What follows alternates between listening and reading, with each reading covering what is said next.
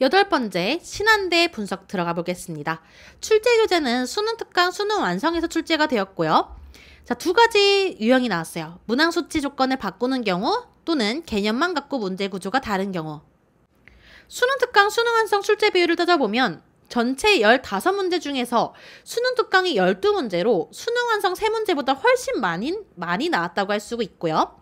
수능 특강에서는 예제에서는 안 나오고 유제 레벨 1, 그 다음에 레벨 2에서도 안 나왔어요. 레벨 3, 대표 기출. 자, 수능 특강 작년 거는 대표 기출 문제가 있었는데 올해 거는 수능 특강의 대표 기출 문제가 빠졌고요. 그래서 예제 문제 레벨 2 문제에서는 안 나왔지만 레벨 3 대표 기출까지 나온 걸로 보아 고르게 나왔다고 할 수가 있죠. 수능 완성에서는 필수형 2문제, 이게 유형편 안에 들어있는 문제예요. 결국에 유형편 실전 모의고사 둘 중에 유형편만 나왔다고 할 수가 있죠. 단원별 출제 비율을 따져보면 수1 7문제, 수2 8문제로 수능 특강이 더 많이 출제가 되었지만 단원별로 따져보면 거의 비슷해요. 지수로그 3문제, 삼각함수 활용 2문제, 수열 기납법 파트 2문제 고르게 분포가 되었다고 할 수가 있고요. 분배가 되었다고. 수2는 극한 연속 파트 3문제, 미분 파트 3문제, 접분 파트 2문제. 단원별 출제 비율을 따져봤을 때 고르게 분포가 되었어요. 그래서 완벽하게 어느 단원만 더 공부하고 어느 단원은 공부 안 하고 이게 아니라 완벽하게 다 공부를 고르게 하셔야 돼요. 분석 포인트 첫 번째, 빈칸 문제가 출제가 되었어요. 단순 10변형 문제인데요. 함수값을 구하는 과정을 구하는 풀이 과정을 서술한 것이다. 그래서 가나다 조건에 점수가 주어지는 문제였는데 빈칸 문제 출제로 이 풀이 과정 틀을 따라가면 되기 때문에 체감 난이도가 확 낮아졌다고 할 수가 있고요. 분석 포인트 두 번째, 개념 활용 문제가 나왔어요. 단순 10변형 문제, 앞에서 보여드린 것처럼 10변형 문제도 나왔지만 이렇게 개념 활용 문제가 나왔어요. 그래서 조금 더 쉬운 문제였는데 개념 활용되면서 연계율이 조금 떨어지겠죠.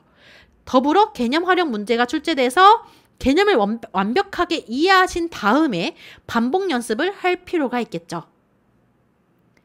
그래서 최종 학습 방향 설명드리면요. 연계 경향, 수능 특강 수능 완성 둘 다 모두 중요해요. 레벨 3 7점편 같은 고난도 문제에만 치중할 필요는 없다는 거예요.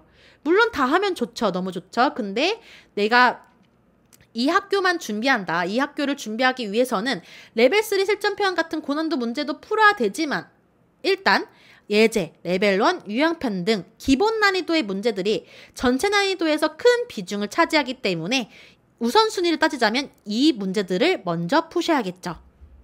연계율은 적당한 수준이면서 출제 단원은 수1, 수2 전 범위에서 고르게 분포되었다고 할 수가 있고요.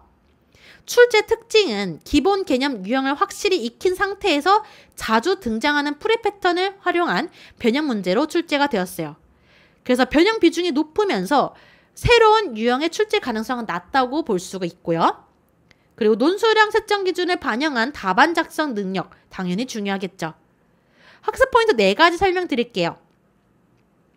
예제 레벨 1 유형편 문제에서 출제가 된 걸로 보아 이 문제들은 기본기 강화하는 문제들이죠. 그래서 이 문제들을 반복 학습해서 안정적인 점수를 기반할 필요가 있고요. 패턴 학습, 기출 EBS 문제에 반복되는 풀이 과정과 서술 패턴을 익혀야 되고 그 다음에 어느 특정 단원 집중이 아니라 전 범위를 균형 있게 학습할 필요가 있어요. 그리고 답안 작성, 시간 관리까지 포함한 훈련도 필요해요.